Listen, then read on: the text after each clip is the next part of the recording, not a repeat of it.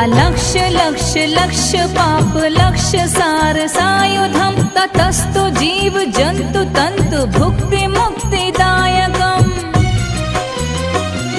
विरंचि विष्णु शंकर स्वकीय धाम वर्मदे त्वदीय पाद पंकजं नमामि देवी नर्मदे